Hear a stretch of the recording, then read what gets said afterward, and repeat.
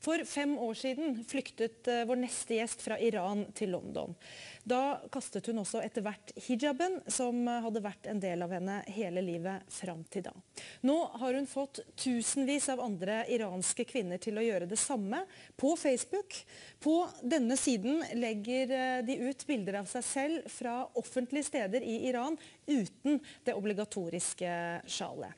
Masih, Alinejad, welcome. Thank you for having me. Why did you start this campaign? Because I'm a woman and I did not have freedom of choice in my own country. Then, the reason behind this actually is the atmosphere of my Facebook page was really cheerless and full of sad news. I was trying to change the atmosphere. I published a photo picture of myself in London running in the street full of blossoms. Then I received a lot of comments from Iranian women saying that I wished we had the same freedom. Then soon after, I published another picture of myself driving down a road towards my hometown when I was in Iran without headscarf.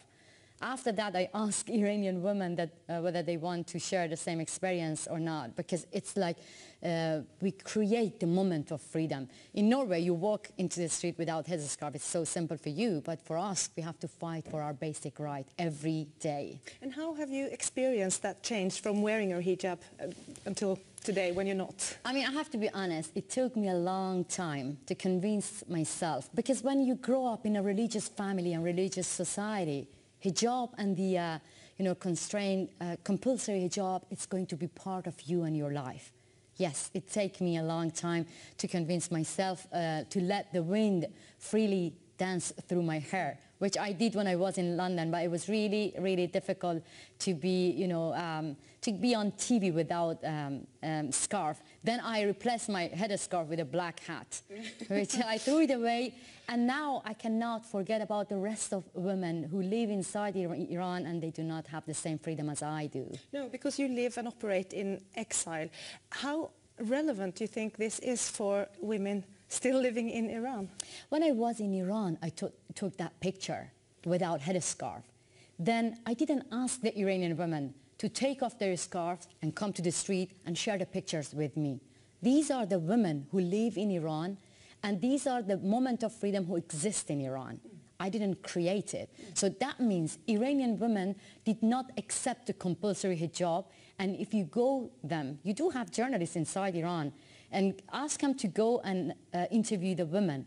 There are a lot of Iranian women who do not believe in hijab, and they take off their scarf when they don't see any police around themselves. So now they just found a platform, which is My Stealthy Freedom, and they share the moment of freedom which exists in Iran. But if you turn on the Iranian TV, you never see that. All you see is just women in black. And I assume that there is a risk for these women as well, posting their photos online like they do. And on our Facebook page, we've asked the audience, what do they want me to ask you? And one of them is asking that. Are they brave to do this?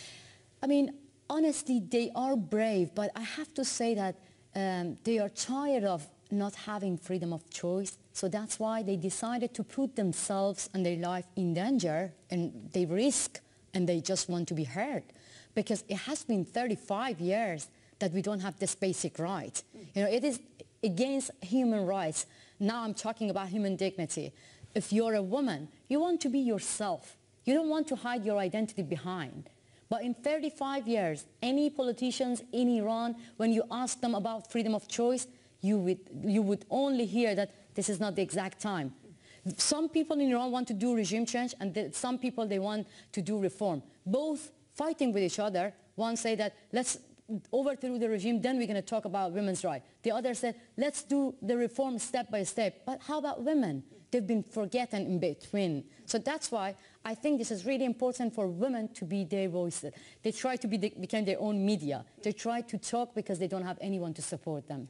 Norway has a female ambassador to Iran, and Audlise Norheim. She was wearing a national costume with a headscarf in a meeting with Rouhani at the weekend, which caused quite a lot of stir.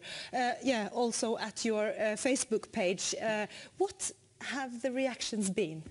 It's a good question, because the reaction might surprise you. the Norwegian ambassador thinks this is a way of respecting Iranian officials. But we believe that these women politicians around the world, they hide themselves behind the culture. They find an excuse to deal with their commercial, contract or political relation or, anything between the politicians. And they left women behind. They do not object against discriminatory law. But she's wearing a Norwegian traditional headscarf. Isn't that a way of balancing? So one question. If you ever seen Norwegian ambassador wearing a scarf or this custom outside of Iran, this is a way to justify and give an excuse, because we've seen a lot of politician women like Catherine Ashton. They never object about compulsory hijab. Yes, they might assume this is this hijab required by law, so they don't want to break the law. But slavery used to be a law as well. So if no one objects about discriminatory law, black people would stay slaves nowadays. So what I want to suggest, any Iranian officials, when they travel abroad, when they see any alcohol beverages on the table, official dinner, they leave the dinner and they object against the alcoholic beverages. But why women politicians do not object the compulsory hijab? Because they care about their country, which is true, they have to, but these are the women on Facebook page. They don't have any voice inside Iran. They want to be heard, and the Iranian government ignored them. So it is good when the women politicians go and visit the Iranian officials, just questioning them about the compulsory hijab. One last question, Masih, Alinejad. We were earlier on talking about how there is a renewed hope now for the talks between Iran and Western countries on the nuclear agreement. What role do you think Rouhani is playing in improving that contact between the West and Iran? I have to say that Rouhani is trying to deal with Western country, and he wants to achieve to bring a good achievement for Iranian people inside, because Iranian people are really suffering from sanction.